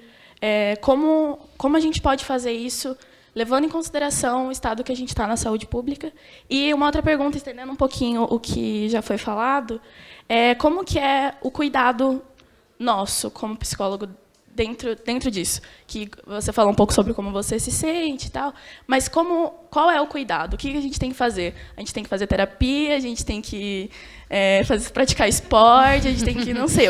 O que a gente tem que fazer... para que esse peso, todo esse peso e tudo isso que atravessa a gente também, assim como atravessa o paciente, para que todo esse peso ele possa diminuir e que não interfira na nossa profissão e como a gente vai agir nesse espaço. É isso. Bom, com relação à saúde pública, eu sou super militante, eu fiz o meu mestrado, estou no doutorado na saúde coletiva, eu quis ir para a área da saúde, que é uma área que eu gosto, que me interessa muito, mas realmente acho que a psicologia ainda tem um espaço tímido na saúde pública, na saúde coletiva, né? O hospital ali, né, a gente tem uma equipe bacana, a gente está com 20 psicólogas, e a rede, né, primária, né, que quase não se tem psicólogo. Eu acho que ainda a gente, principalmente nesse momento de crise, eu acho que isso se dificultou mais, a inserção do psicólogo na saúde pública, mas eu acho que ela é fundamental. No meu mestrado, no meu doutorado, eu tenho estudado os aspectos psicológicos associados à adesão ao tratamento. O que faz o paciente aderir ou não ao tratamento? Né, pensando aí em diversos fatores, focando, né, tem um foco nos fatores psicológicos e sociodemográficos, mas também enfatizando muito os outros fatores, né, que interferem nisso. Mas até no programa de saúde coletiva se tem poucos docentes da psicologia, orientando. Na verdade, são atualmente 2 psicólogas que trabalham na área da psicologia lá na saúde coletiva, na saúde pública. E com relação a sua outra questão, terapia, sim, né? Acho que é essencial poder se cuidar, poder olhar para si, para as suas próprias questões, porque isso vai influenciar como a gente vai lidar com esse paciente, lidar com o que a gente vai vivenciar ali no hospital. E a gente vivencia de tudo, né? Coisas que a gente nunca nem imagina que pode acontecer, a gente vivencia lá. E eu acho que as trocas, né, supervisão, né, os aprimorandos têm supervisão de cada paciente, de tudo, de todo o trabalho realizado no hospital. Então, a gente precisa... Eu acho que se eu não tivesse feito aprimoramento, né, você cair direto como profissional da saúde numa instituição de ensino, não sei como... Numa instituição de saúde, eu não sei como seria, mas o aprimoramento me deu esse suporte, me deu a prática junto com a supervisão para que eu tenha conseguido me inserir na equipe e possa trabalhar lá. E eu acho que as trocas com as outras psicólogas também do serviço, né, você poder ter esse diálogo e discutir sobre as dificuldades do trabalho, sobre essas questões das perdas. Atividade física é ótimo, né? Faça atividade física. Mas eu acho que é mais nesse sentido, né, de... Obrigada, viu?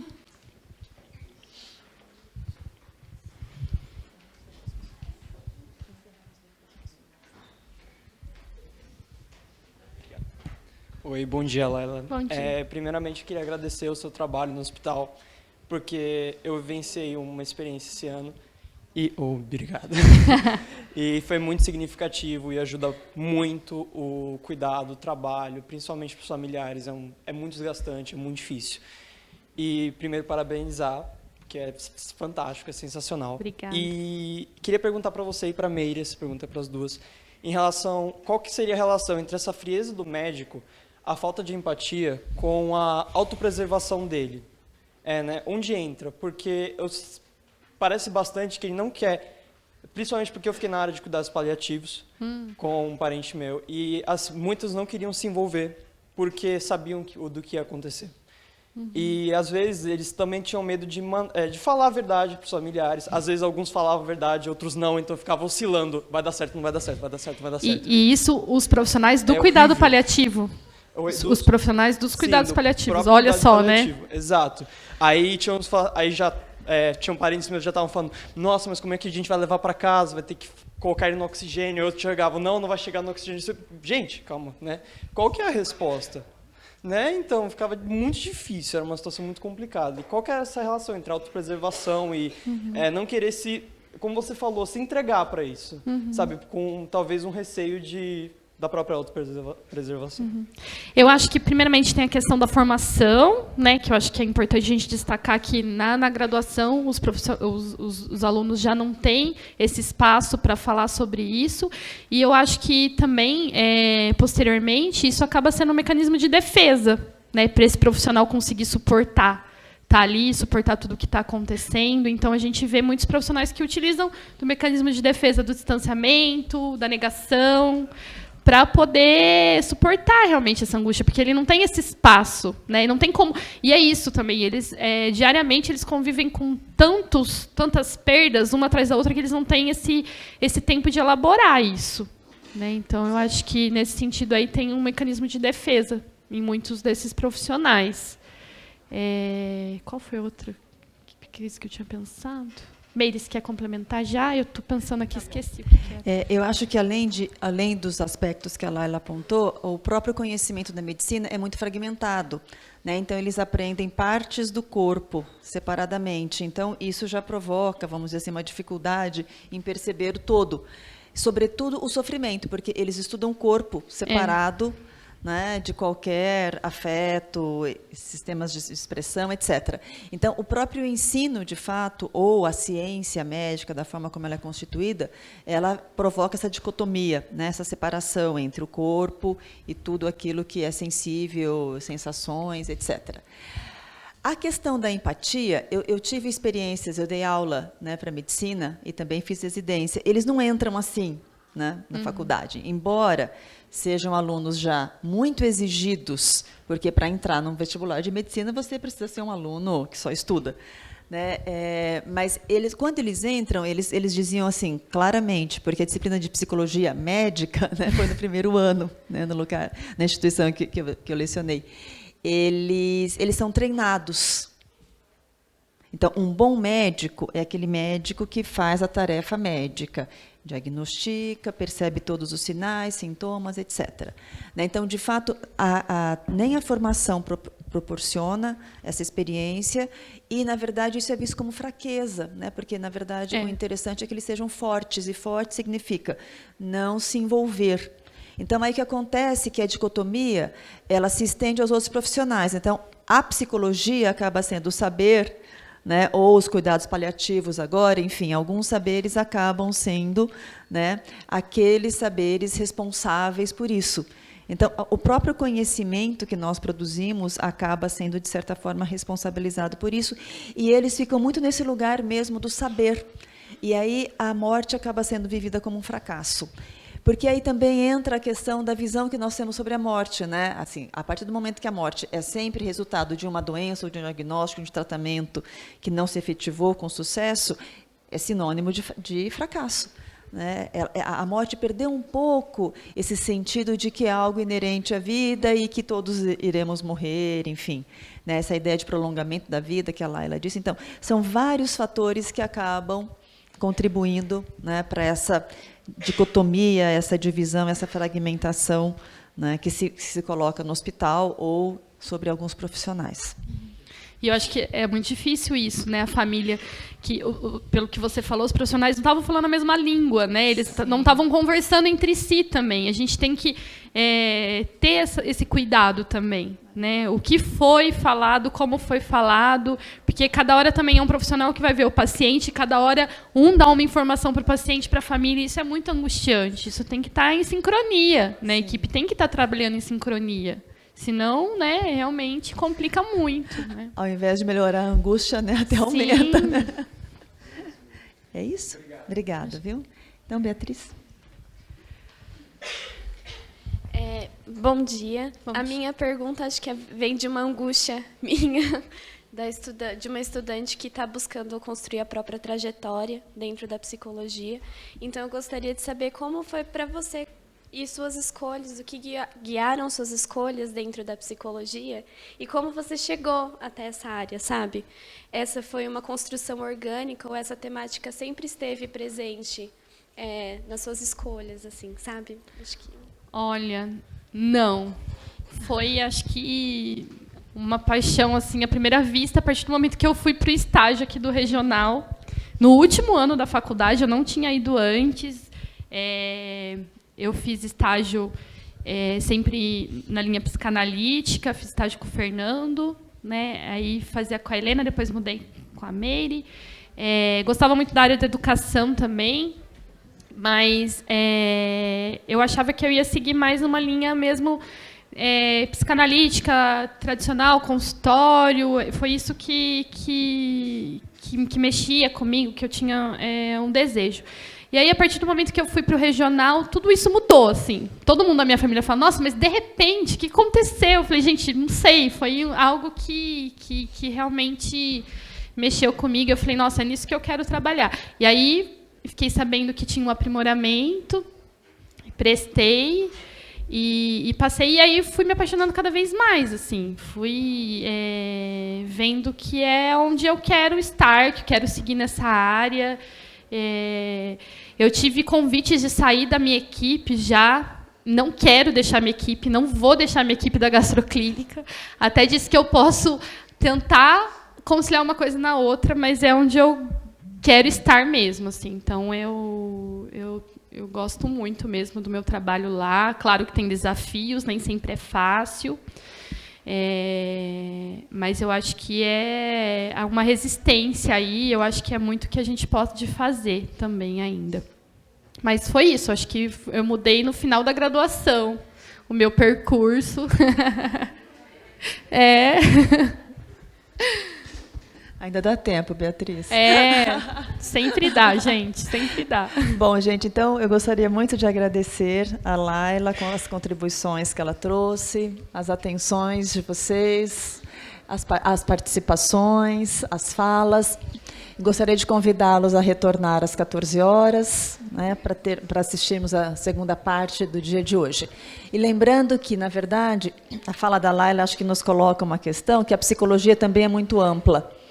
Né? E nos coloca diante de muitos sofrimentos, diante de muitas experiências, né? E isso enriquece o olhar, né?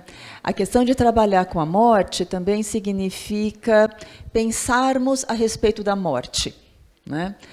Não só como algo profissional, né? Não só como algo que tem a ver com mecanismos de defesa, né? Mas que a morte também faz parte da nossa vida e que talvez a nossa tranquilidade, a nossa facilidade em atender, né, questões ou casos que têm a ver com a morte também tem a ver com a nossa forma, né, de enfrentamento e como nós entendemos essas questões. Certo? Então, muito obrigada e até à tarde.